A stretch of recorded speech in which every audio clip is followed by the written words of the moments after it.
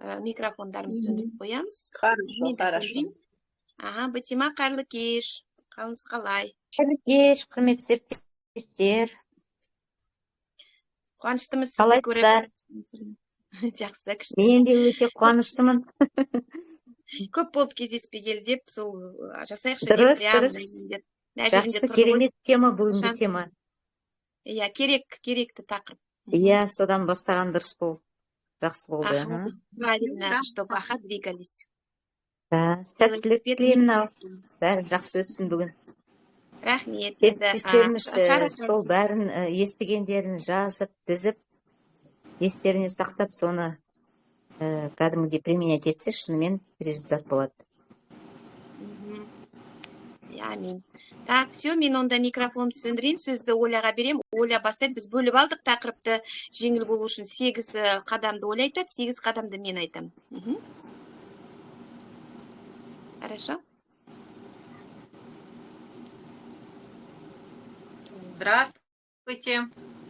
Начнем, да, наверное? Всех приветствую, наши лидеры. Вот. Всем здоровья и хорошо прослушать нашу тему. Сегодня мы хотим рассказать о 8 шагах к успеху. Знаете все, наверное, уже это определение мечты и цели, да? Принятие решения, составление списка, телефонные звонки, система доходов. Это 5-й наш шаг. Дальше дальнейшее развитие, консультирование и дублирование. Я расскажу о 4. Это мечты и цели, принятие решений, составление списка и телефонные звонки. Далее про мархабат. Что такое мечты и цели, да? Потом мы, наверное, если пришли, то мы хотим осуществить свои мечты и цели. Основную цель, когда мы ставим, то мы принимаем уже, хотим жить, допустим, в хорошем доме, хорошую машину можем подарить, да? Но и мечтать нужно ярко, как будто как фильм смотришь, да? Чтобы и нужно ставить сразу цель. Определяем конкретные мечты и цели, которые можно достичь, и поможет нам в этом компания Atomi. Вот. Постановка цели в нашем бизнесе заключается в том, что должны жить сбалансированной жизнью. Да? Как Ангель сказал, если вы хотите жить сбалансированной жизнью, то вы уже добьетесь успеха. И это должна быть твердая вера. Вот. Поэтому для этого, чтобы наши мечты осуществились, нужно принять решение. Чтобы принять решение, мы должны мыслить позитивно, вот, вести людей за собой. И это нам помогает не только, допустим, знания, которые мы имеем уже для опыта в Atomi, но и мы должны обучаться, ходить, посещать вебинары, да, знакомиться, узнавать о бизнесе, и должны бы хотя бы иногда, вот, сейчас я немножко сбилась, хотела мысль сказать. Да, чтобы рассказать о бизнесе Atomi, мы должны действовать, да, можем рассказать. Для того, чтобы я немножечко волнуюсь, сбилась. Не волнуйся, Олечка, все хорошо, нормально. Все свои. Все свои. Но чтобы для того, чтобы, да, позитивно думать, мыслить, и чтобы, допустим, помогать людям нужно, да, шагать вперед, помимо того, что не ради себя только думать, но и принять решение, чтобы вести за собой людей. Мысли наши должны быть чистыми. Вот. Для того, чтобы быть успешным, должна быть причина какая-то, да, у нас. Вот. И этой причиной является наши мечты и желания. И ту цель, которую мы поставили, мы должны ее добиться. А Atomi в этом нам помогает. Если же мы в себе не уверены и веры в нас нет, то это уже будет не успех, а это будет уже неудача в бизнесе. Поэтому нужно верить, быть сильной верой, целеустремленным, и тогда мы можем дойти до своей мечты, да, и цели. Для того, чтобы, как Пах Ангель сказал, для того, чтобы дойти до этого, нужны нам люди. То есть Бог нам дает людей, к которым можем дойти до своей мечты. Для этого нужно нам составить список. Список людей, минимум, как Пакхангель говорит, их у нас 250 человек минимум. То есть это одноклассники, однокурсники, коллеги, друзья, соседи. И этот список нужно нам обязательно выписать. Не одного человека, а именно всех выписать. Да, существует такой закон, который люди могут отказаться, да, и мы можем потерпеть как бы крах, да, и сразу падает настроение, сразу мы приземляемся, что не нужно бояться. То есть каждый отказ для нас это новый шаг для достижения цели. То есть это говорит о том, что нужно нам заново браться за дело, работать, разъяснять. Но прежде чем говорить о продукции, о том и предлагать людям, мы должны сами попробовать этот продукт. Да? Вот. Нам нужно только открыть рот, да, и пригласить людей. Могут быть и холодные контакты, могут быть и теплые контакты, но мы всегда начинаем, я вот по себе расскажу, мы начинаем всегда со своих родственников. Мы хотим показать им, вот, пригласить их, но больше всего как раз-таки отказываются родственники. Они все время говорят, это лохотрон, это неправда, да ты не заработаешь, опустись с неба на землю и так далее. Это, наверное, все прошли. Я именно много слышала, но я все равно иду поэтапно, потихонечку людей не заставляю, там, вот, давайте быстро, там, запишитесь, вот у меня то-то, сё-то. Нет, я хочу сказать, что много людей, которые, они просят сами, чтобы я открыла им магазин, но видя по результатам моим, да, вот спрашивают, чем пользуются, чем-то пахнет вкусным, я показываю, рассказываю. Раньше, конечно, больше времени люди приходили, сейчас реже уже встречи, потому что то дети, школа, или там дачи, огороды. Последнее у меня летом было, и все. Сейчас пока на встрече никак не получается группой собраться, получается только индивидуально. Вот, поэтому Пакхангель говорит, что когда мы составляем списки, мы обзваниваем всех, да, но есть время сжатия, есть события и сжатие времени, да. То есть что такое событие? Событие – это наши действия, это то, что мы выполняем по приглашению людей и о рассказе по бизнесу о том. Поэтому я могу, допустим, сказать, можно, если 10 человек пригласить в день, то 250 человек, это получается 25 дней надо. Можно, каждый выбирать для себя время. Можно 25 человек в день, тогда получается у нас 10 дней. То есть время и сроки, то есть зависит от наших действий. Наши действия – это события, которые мы производим. Да? Вот, допустим, кто-то может один раз только позвонить, в день пригласить, да? И 250 человек, представьте, это уходит 250 дней, да, если одного человека мы только обзвоним, пригласим. Вот. Поэтому чем быстрее, если кто хочет, конечно, развивать бизнес и работать на все 100%, ну, у меня дополнительно, это как дополнительный бизнес, и я работаю, я сама считаю, что работаю всего на 1%, потому что если я работала на 100%, конечно, усилий бы больше приложила. Я сама к себе критична, хоть и людей у меня 140 человек, но активных, конечно, ключевых людей у меня мало. Если мне, конечно, наверное, то, что энергии не так уж и много сейчас я уделяю на бизнес-атоме, но хочу сказать, что все равно я продолжаю приглашать людей, рассказывать о бизнесе. Вот. И у меня, получается, события и сжатие времени не так уж происходит. Но я всем желаю, чтобы сжатие времени, конечно, чем быстрее, тем лучше, люди могли рассказать об атоме и в короткое время достичь результатов больших. Вот. И четвертое, это у нас телефонные звонки. Это, допустим, надо составлять план по количеству, да? По количеству, допустим, сегодня я запланировала 10 человек обзвонить, пригласить. Если есть центр, можно в центр, если нет, то можно в кафе. Но нужно так объяснять и рассказывать о бизнесе, чтобы был результат, а не просто, допустим, посидели, собрались, разошлись, и это как бы пустой, да, получается, пустая трата времени. Вот. Для того, чтобы люди нас не бросили, поверили, шли за нами, нам нужно почаще звонить, приглашать, надо просматривать все контакты, вот, и чтобы за нами шли люди. Вот.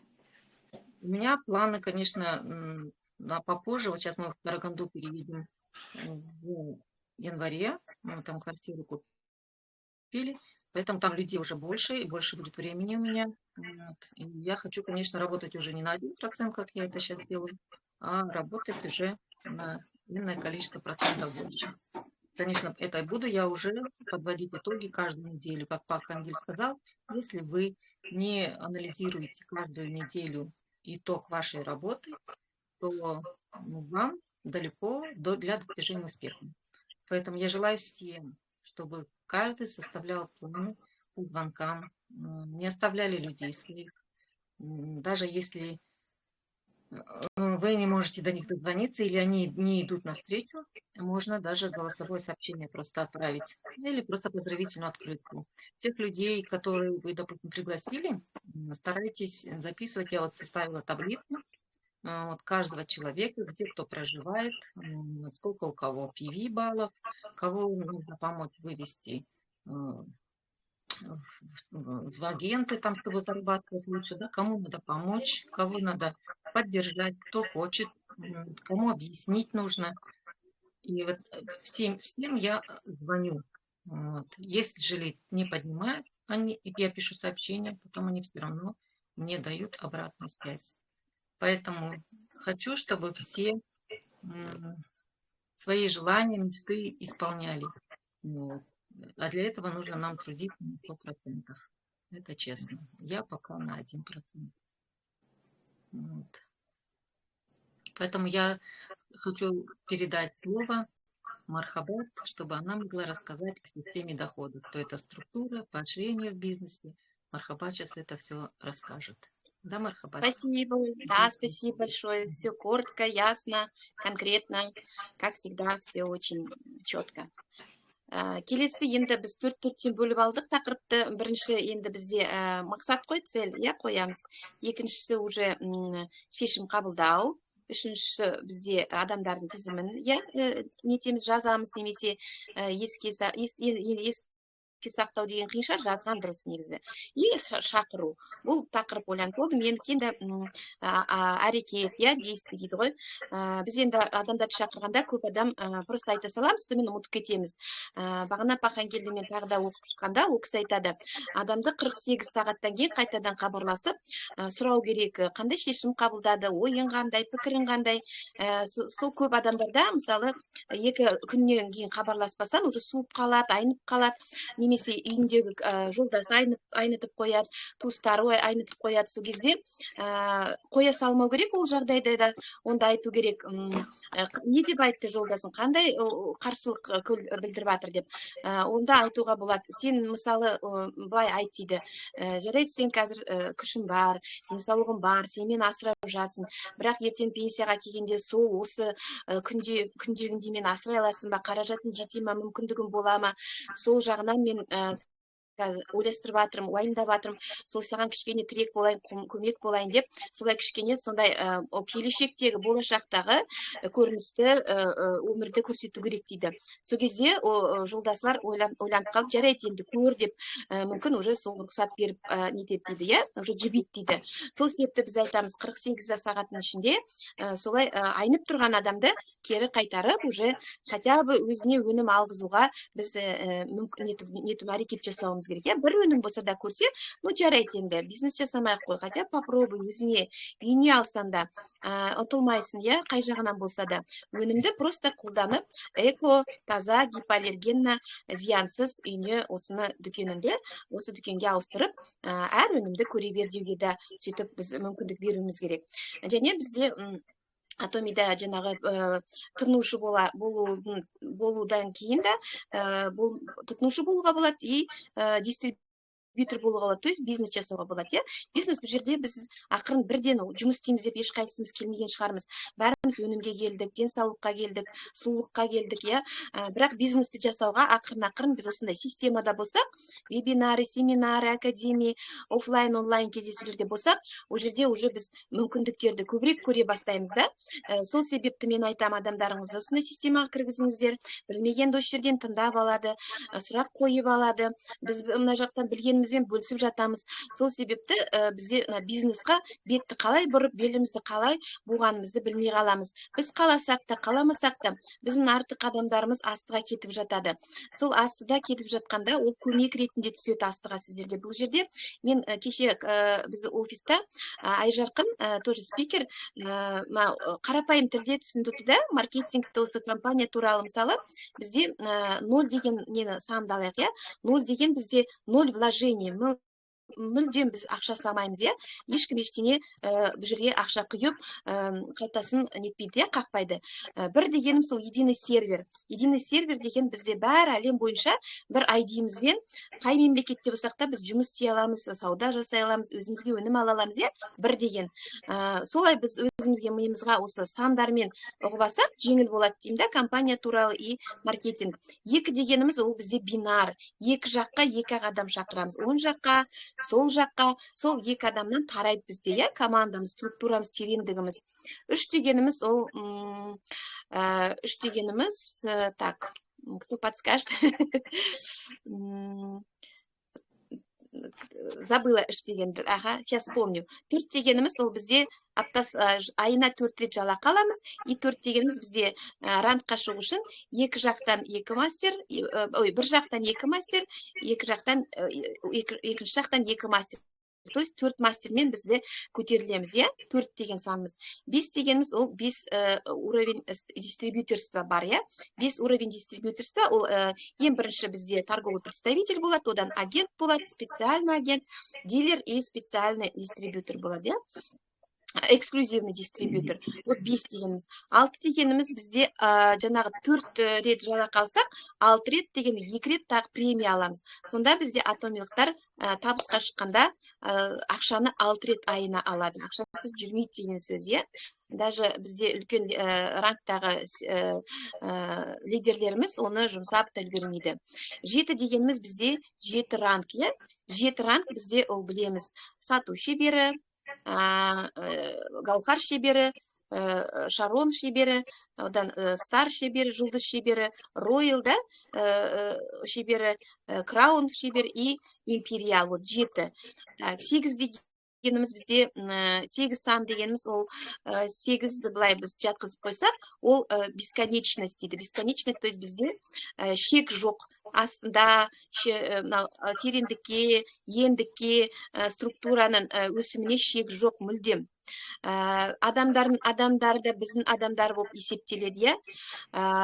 Біз танымасақ та оларды, бірақ қандай адам ең соңғы бүгін келіп жатқан адам өнім алса, сол ең бірінші адамдағы 2009 жыл келген адамға Кореяда әсер береді. Мысалы, сол шежіремен тараса, толық жаңағы объемы, PV-і 100% соған көтеріледі. Соны мен естігенде вообще мына жерде таң қалдым да, Томиде, себебі ешқандай компанияда ондай не жоқ маркетинг. 9 дегеніміз енді 9 дегеніміз ол 2009 жылы компания құрылды, иә. Осы бүгінге дейін уже 16 жыл болды. Жақсы сан, бізде қазақтарда киелі сан деп атамыз, иә. 9 дегенді. Енді 10 деген ол жаңағы 10 деп енді ол 1 мен 0 ғой. Жаңа 3 дегенді мен кішкене есіме сақтамай тұрмын. Бағана есімде бар еді. 3 деген сан бізде не береді? Ну ладно, не суть. Вот 3 деген сан қазір может до конца есіме түседі. Вот, поэтому біз осылай қиын, бірінші кезде қиын да, жаңағы маркетингті бәрін сыйлықтармен, жаңағы несімен, сандармен, жалақылармен еске сақтау. А осылай жаңағы 1, 2, 3, 4 пен, например, сақтап алсақ, уже сұраған жауапқа біз қысқа нұсқа жаңағы жауап бере аламыз. Компания туралы, маркетинг туралы. Енді продукцияны и так бәріміз білеміз, иә. Экопродукция, абсолюттық сапа, абсолюттік баға, оған қатты мән беріледі. Себебі бізде продукция ол біз үшін құрал. Осы компанияда бизнес жасау үшін ол өте керемет құрал. Себебі Атомид өнімін алған адамдарымыз бәріміз осы жерде неге қалдық? Ғашық болғасын қалдық, иә, өнімге. Қандай өнімді алдық, ол өнімге міндетті түрде қайтып келеміз. Крем болсын, паста болсын, шампунь болсын, міндетті түрде оны және де үндемей отыра алмаймыз. Оны міндетті түрде эмоциямызбен, жаңағы әсерімізбен бөлісіп, жақсылық адамдарға тілеп, соны қолдансыншы, осы зиянсыз баласына да, отбасына да алып көрсінші деген ниеттеміз. Сонда бізде Атомидде әрине айтады ғой, бұл жерде мүмкін ұзақ шығар бір карьерный роста, мүмкін басында ақша аз шығар. Бірақ бұл жерде біз бірінші орынға ақшаны қоймаймыз. Кімнің микрофоны сөнбеді, сөндіре тұрсаңыздар, иә, пока уақытша. Ақшаны біз бұл жерде бірінші орынға қоймаймыз. Біз бұл жерге бірінші орынға адамды қоямыз. Құндылығымыз бізде адам. Адаммен қарым-қатынас, адамның үш дүниесі, заботиться о душе деген сол ғой. То есть біз адамды құрал ретінде қолданбаймыз. Жаңағы тез-тез оны қысым жасап, бірдеңеге мәжбүрлеп, объемға біз маған әсер етсін деп ешқандай қысым жасамаймыз. Бізге бұл жерде подача информации, подача жаңағы біздің ниетіміз адамға комфорт болсын, жақсы болсын, нәтиже алсын, денсаулығын түзесін, бетіндегі проблема болса, шашындағы проблема болса, шынында тек қана пайда алсын деген адамымыз біздің келген. Бізге келген адамымыз, сеніп келген адамымызға біз жақсылықпен ғана осындай ниетпен қарауымыз керек. Сол біздің неміз әрекеттеріміз осындай, иә. Сосын управление дейді, иә. Управление енді басқару деген енді мағынашар, бірақ бұл жерде біз ешкімді басқармаймыз. Бұл жерде бастық жоқ, будильник жоқ, понедельник жоқ. Әрқайсымыз өзіміз өз дүкенімізге бастықпыз. Өзіміздің жаңағы бизнесіміз бұл. Өзіміздің табыс көзімізді, кәсібіміз деп қарауымыз керек та. Себебі спонсорға сілтеп, спонсордан күтіп, ешкім ештеңе күтпей, өз қолымызға алуымыз керек дүкенімізді. Жаңағы ID, пароль дегеніміз ол біздің кілтіміз. Сонымен күнде хотя бы бір рет кіріп, дүкенге кіріп, қандай новинка түсті, қандай жаңалық болып жатыр, соны сразу реклама, жарнама түрде көрсетеді. Соны біз қарап отырсақ, керемет болады да, уже қызығушылық болады. Өнімдердің жаңағы өзіне басса, бірден нені қарайсыздар? Құрамы, жаңағы қолдану тәсілі, бағасы, соның бәрін бірден сразу телефонға тартып алсаңыздар приложение. Сразу как Каспиге кіргенде біз кіреміз ғой, сол сияқты кіріп отырсаңыздар, өте жеңіл болады. Бұл жерде қиын ештеңесі жоқ.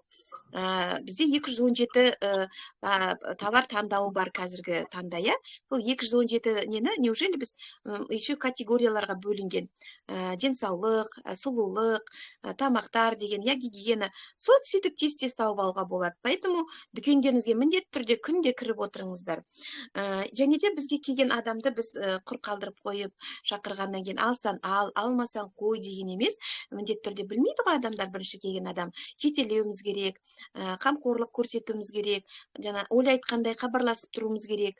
Не обязательно Атоми жайлы қайырлы таң, жақсылық тілеп, сәттілік тілеп, немесе бір мереке болса, мерекемен құттықтап, сондай адамды өзімізге тартып айтады. Мысалы, пахан келеді, мынандай магнит тұрса, магниттің мысалы несі, күші, бұны екі жақ, иә, күші мықты жағына шегені жабыстырып қойдық, ол жабысты ғой шеге.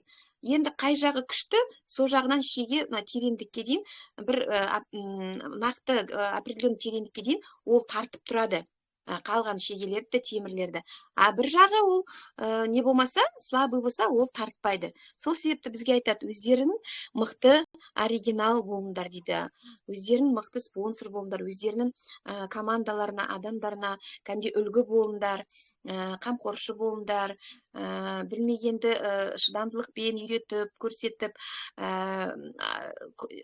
айтып жеру керек, түсіндіріп жеру керек. Ешқандай мысалы қол тимей тұрса да, кейін жазам деп, мүмкін кешке хабарласам деп, әйтеуір кер байланысқа шығып, біз өте жаңа командамызға өзіміздің жүрегімізбен, адалдығымызбен қарап қарым-қатынаста болсақ, міндетті түрде сондай команда бас не болады, андай ұйымшыл, қызықты, креативті, қазір енді мен байқап жатырмын өз тәжірибемде, Аллаға шүкір деймін күнде, кейде мына қарасам структурам қайдан өсіп кеткеніне таң қалам, және ключевой лидер, мықты спонсорлар, қызықты адамдар, әртүрлі салада жұмыс істейтін адамдар келіп, сондай ұйымшылдық көрсетіп, қызықты жаңағы шараларды ұйымдастырып, сондай бір жақсы неде болып жатырмыз, өсіп өніп бірге, біз біргеміз, самое главное, бірге болу керек.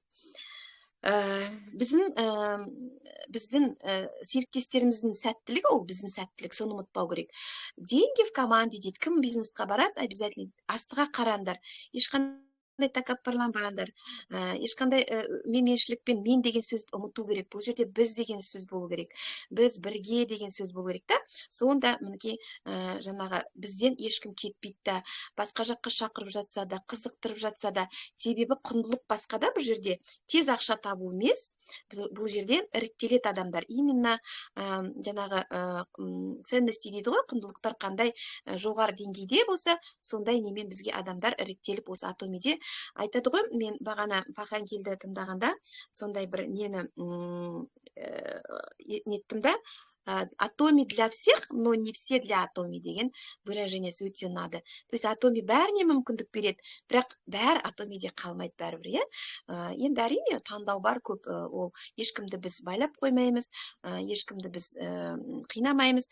Атомиді тереңдігін, философиясын, жаңағы қарым-қатынасын, девизін, принципін түсінген адам ол Атомиде өмірлікке қалады. Себебі Атомиде болашағы зор, 100 жылға өзін банкротсыз жоспар бар, және де өте көп біз үшін Пахангел көп жаңағы жақсылықтар жасап жатыр.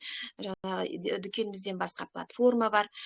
Кеше айтқандай бізде үнемі айтамыз, бізде не бар, умная ферма деген бар да. То есть умная ферма органический өнімдерді тамақ жағынан бізге именно таза, ГМО-сыз, зиянсыз заттарды қазір өндіріп жатыр. Оның бәрі бізге де келеді. Бірақ қазір бізде ала аламыз оны тапсырыспен. Оның бәрін біз ақырын сұрақтар болса кейін қойып жатасыздар. Қалай алуға болады Азамолдан, Кореядан жолдар көп. Және де қазір бізге Пахангел уже салып қойды қонақ үйді, атомилықтарға, бәрі в стиле Атоми. Уже барғанда біз басқа нені іздеп жүрмейміз, жататын жер именно Атомидің несінде жатамыз, қонақ үйінде. Сосын қазір енді біз үшін клиника салып жатыр. Клиника дегеніміз ол обязательно ауырып барып емес, көп адамның қалтасы көтермейді, көп адам мысалы нетранспортабельный болады. Бірақ өзімізді ауырмасақ та алдын алып тексерілгіміз келеді да. Сол себепті бармай-ақ онлайн ол приложение болады, келешекте тағы ол жақын қалды. Ол приложение арқылы біз өзіміздің қаламызда, мемлекетімізде анализімізді тапсырып, МРТ, КТ бәрін өтіп, УЗИ соны онлайн түрінде жіберіп, бізге расшифровканы жаңағы грамотно, ең Кореядағы мықты деген дәрігерлермен, мықты деген специалисттарды өзіне шақырады Пахангел. Сол кісілер бізге бәрін қалай бағытта емделу керек, қандай диетаға отыру керек, 10 жыл бұрын қандай сенде қауіп бар, келе жатқан денсаулыққа байланысты, соны айтып беріп, уже қазірден бастап алдын алып отыратындай сондай не жасап жатыр, біз үшін. Әлі де көп сондай Пахангелдің жоспарында біз үшін жасайтын жақсылықтар. Сол себепті оны бәрін біліп, түсініп бағалайтын адамдар Атомиден ешқашан кетпейді. Консультация келесі 7-ші біздің неміз, қадамымыз консультация. Консультация дегеніміз енді бізде спонсормен байланыс. Мысалы, спонсорларымыз үстімізде көп. Бізде не обязательно тікелей спонсор, мысалы, ол жас шығар, әлі білімі аз шығар. Ол спонсордың үстіне тағы спонсор бар. Қай спонсор жауап береді, соған дейін көтеріле беріңіздер. Бұл жерде жоқ, мен үстінен асып кеттім, неге ол спонсорға маған айтпай бардың, неге сұрадың деген жоқ. Қандай спонсормен сіздерге комфортно, қандай немен мәміле сіздерде жақсы, қай спонсормен байланыс жақсы болады, сол кісілермен міндетті түрде сұрасаңыздар болады любой сұрақты, немесе жүгінсеңіздер болады көмекке. Бұл жерде бір жақсы жері Атомиде андай жоқта, қызғанушылық, көралмаушылық деген жаңағы спонсордың үстінен мысалы бізде серіктестер сондай белсенді болып мысалы рангтан асып кетсе де ол, например, наоборот қуаныш спонсор үшін. Себебі кейбір компанияларда олай болмайды деп атады, себебі оның объемы уже маған жаңағы әсер етпейді деген сондай бір не бар да шарттары. Бұл жерде ондай емес, себебі бұл сетевая компания емес, бұл интернет-дүкен және келешекте үлкен глобалдық халықаралық сауда алаңы, платформа. Поэтому бұл жерде әркім өзі үшін келеді, өзінің денсаулығы үшін, отбасы үшін, сәттілігі үшін. И поэтому бұл жерде спонсор дегеніміз просто бірінші келген адам. Гүлназик, неңіз ашылып кетті микрофоныңыз. Бірінші келген адам, ол спонсор просто сіздерді дұрыс бағытта не беріп, кеңес беріп, дұрыс бағытта сіздерді жаңағы нетіп әрекеттеріңізді, амалдарыңызды қалай дұрыс, қалай бұрыс. Енді әрине бұл жерде бір дұрыс деген жол жоқ, әркімнің өзінің жолы бар. Бірақ енді Atomi'дің жаңағы этика, Atomi'дің заңдылығын бұзбайтындай сондай бір нелерді айтады. Бұл жерде біз ешкімге ештеңе сатпаймыз, сатушы тек компания өзі, біз тұтынушымыз, біз дайын бәр затты тек қолданамыз, и все. Сатқаннан бұл жерде пайда жоқ. Бұл жерде біз нетуіміз керек, клиентская базаны жинаймыз керек. Біз арқылы тараған адамдар, біз үшін ол команда, структура, біз үшін ол доход, и және де біз ол кісілерген несіне заинтересованы, сәттілігіне. То есть ол кісілерді көтермей астымыздағы біз үшін ешқандай жол ашық болмайды. Консультацияға, поэтому любой уақытта 24/7 бізде дайын жетекшілер бар. Бұл жерде бір жақсы жері сондай ренжімейді, ешкімге сұрап жатса да, қай уақытта болса да дайын болып тұрамыз сондай жауапқа, көмекке. Сосын дубликация деген бар, 8-ші қадам ол дубликация. Дубликация деген көбісі копирование деп естейді, копия, то есть не істейді, спонсор соны істеуім керек деп. Жоқ, бұл жерде олай емес, тура солай істемей, просто дубликация деген қалай спонсордың жолы, болды. Ол қайда барып жатыр, қайда қатысып жатыр, қалай дамып жатыр дегенде, сол спонсордың жасаған әрекеттеріне қарай өздеріңізді солай нетесіздер, жетелейсіздер алдыға. То есть академияға барса, академияға бару керек. Например, жаңағы қазір не болып жатыр ғой? Уже 3-ші поток қатысып жатқан адамдарыңыз бар ма? Қазір айтып кетіңіздер.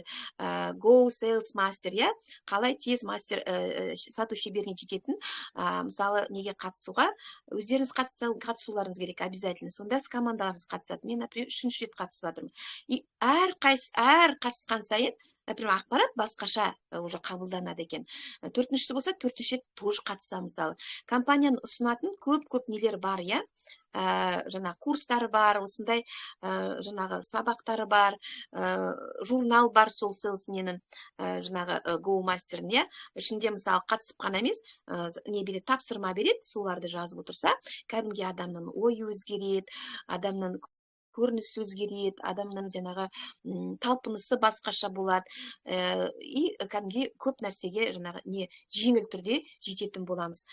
Себебі жалғыздан жалғыз адам әрине жете алмайды. Бұл жерде біріншіден командамен, екіншіден ол жаңа келіп тұрса, әлі білім аз болып тұрса, кейбір адамдар болады спонсоры да жай или болмай қалады, или спонсор алыста болады.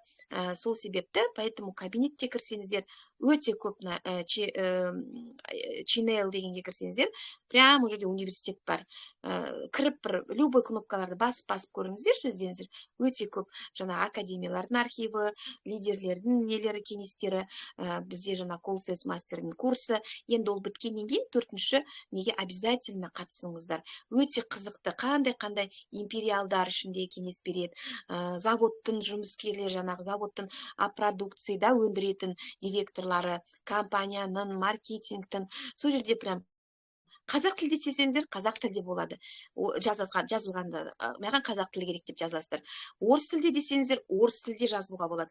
Прям бәрі мүмкіндіктер бар ғой. Сол себепті спонсор не жасайды, соны жасасаңыздар, дупликация деген сол. А так ол қалай киінеді, не жейді деген емес, это копирование, а именно бизнесқа қатысты дупликацияны жасап тұрға негізі жақсы дұрыс болады деп ойлаймыз.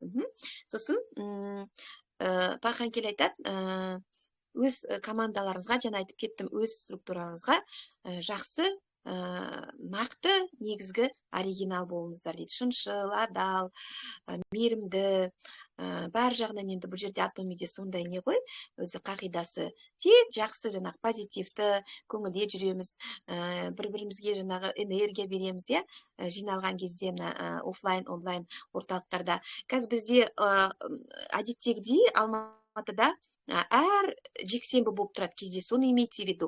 Сол жерде прямо бәріміз қазір бір прям сағынып барғымыз кеп, уже кеше да кездесуде көрдім, мен айтайшы деген сондай ашылып, адамдар уже айтқысы келіп, пікірлерімен бөлгісі кеп, сондай уже андай энергия мықты болып келе жатыр да біздің командада. И сол себепті қалмаңыздар, даже адамдарыңыз болмаса да келіңіздер өздеріңіз, потому что біздің аура, біздің энергетика, біздің жаңағы атмосфера Атоми, оның өзі мотивация береді.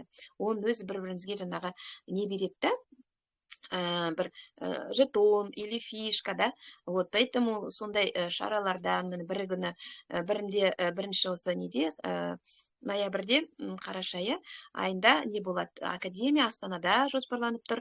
Соған біз қазір ақырын дайындықты бастадық.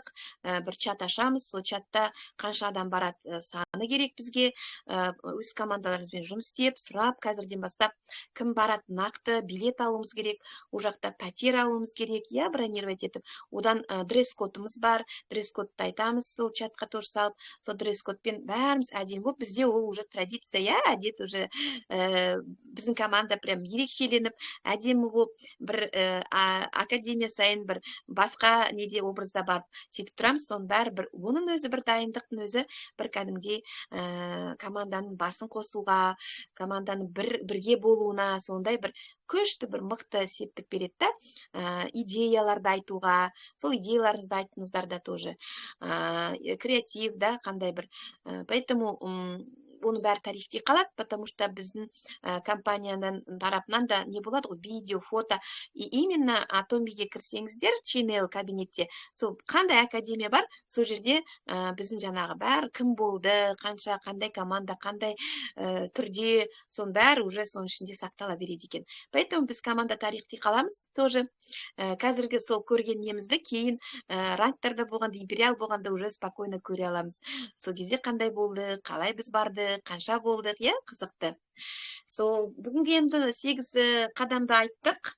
Қысқа уақыт алмай, мінекей, негізі бұл тақырыпты жиі айтып тұруымыз керек. Әр спикеріміз қалай дайындалады, келесі аптаға дайындалыңыздар, пожалуйста. Біз айтамыз, әр апта бір тақырыпты алып, осылай 2-3 адам болып шығуға болады. 20-20 минуттан, 15-15 минуттан бастап кезде. И жеңіл болады да. Потому что бізге осындай шығу, бұл кішкентай аланымыз, бұл сенімділік береді, жаңағы ораторское мастерствоға да, бұның бәрі бізге уже команда өсіп атқаннан кейін керек. Себебі бізге қарап команда өседі. Бізге қарап олар үлгі алады, бізге қарап жаңағы дупликация жасайды. Вот, поэтому келесі аптаға, пожалуйста, қазір ниет білдіріңіздер, тақырыпты алыңыздар, өздеріңіз білесіздер, біз навязывать етпейміз. И давайте жалғастырайық уже. Себебі көп айлап, апталап бізде үзіліп кетті. Соған кішкене мен прямо қиналып жүрдім. Енді кім қосады? Айтам дегендеріңіз қосыңыздар, айтыңыздар, давайте ортаға шығайық. Тарыңыз болса қойыңыздар, давайте. Мархабат, өте керемет. Ольга да, сен де прямо керемет жақсы тақырыпты раскрывать етіп жатсыңдар. Бәрін керек затты жеткізіп, айтып, қалай дұрыс жұмыс жасау керек екен, қандай бағытта, қалай командамен істеу керек екен, күшті керемет 8 шартты, сол 8 қадамды керемет еткізіп жеткіздің. Рахмет көп.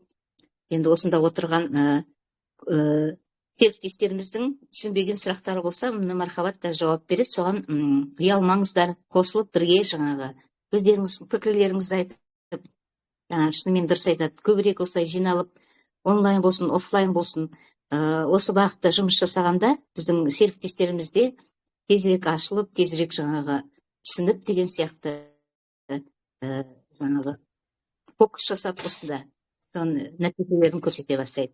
Көп рахмет. Рахмет, Патима. Я. Айта қойыңыз.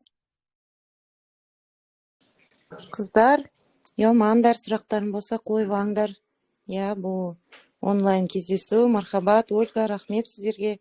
Керемет, шынымен де әр кезде әрқалай бір білім алып қаламыз ғой. Ұмытылып кеткен бір нәрселерді түйіндейміз ойымызды, Өте керемет өтті. Рахмет сіздерге. Рахмет, Гүлзат. Рахмет, Гүлзат. Енді уақыттың ыңғайлы уақыттың мүмкін ұсынысы бар, басқа уақыт керек па? Бірақ енді мен ойлаймын 8. Көбісі тамақ ішіп, уже жұмыстан келіп, кішкене бір ыңғайлы бір отырып демалған кезде деп ойлаймын осы 8-ді. Бірақ басқа уақыт керек болса, тоже айтыңыздар, бәрін қарастырамыз. Ұсыныстарын бәрін қарастырамыз. Серіктестер.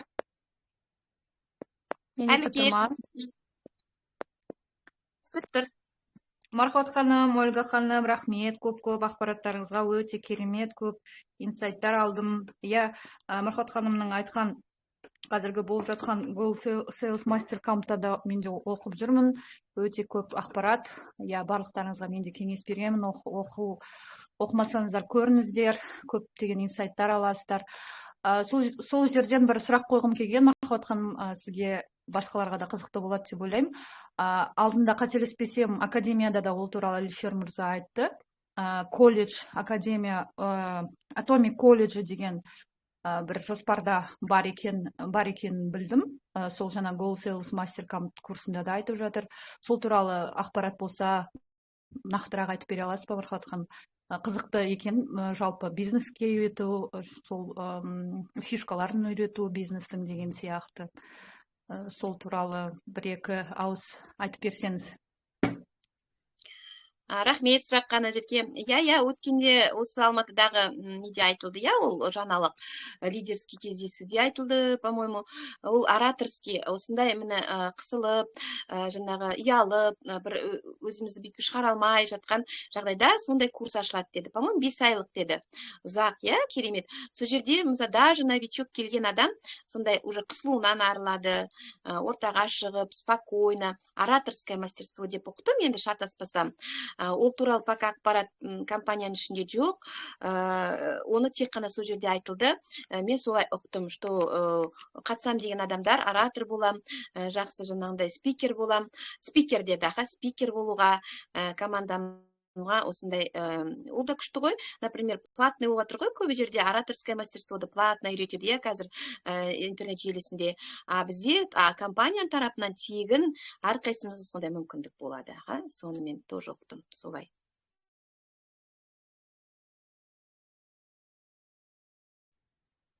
Жауап бере алдым ба, Назерке?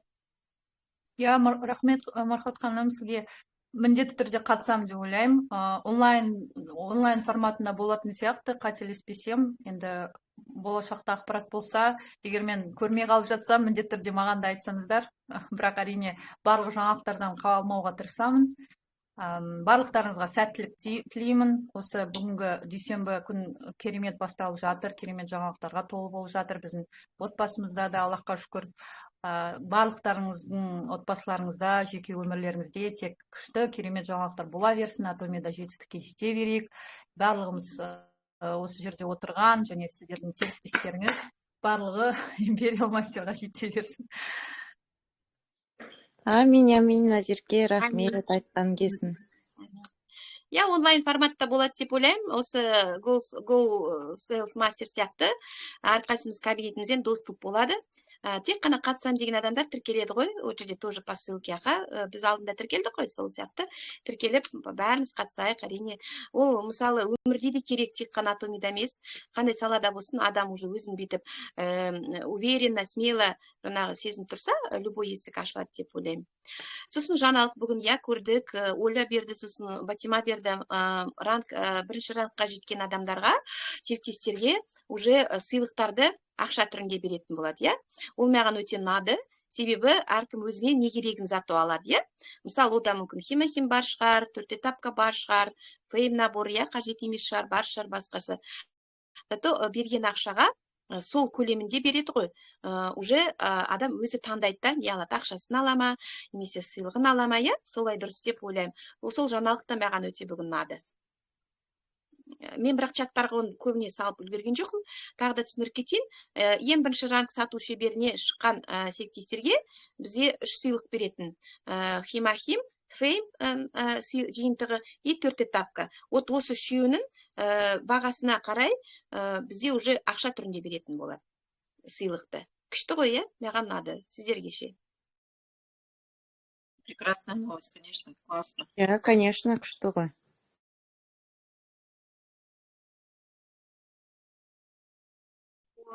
Енді кім тағы да айтары бар екен, қосары бар екен, академия туралы айтайық. Келесі аптаға давайте тоже бір екі спикерді алып, Гүлзат, может, со своей командой подготовитесь, 2-3 адамды, тоже қыздарын шығарайық.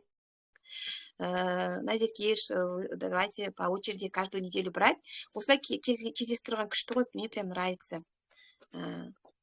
Зато өсеміз бірге, өнеміз, они уверенные будут. Это вообще очень андай не, ортаға шығып, не деген, шығып өзін нету деген, уже шығару деген, это прям, мне кажется, өте көп көмек осындай біздің жұмысымызда.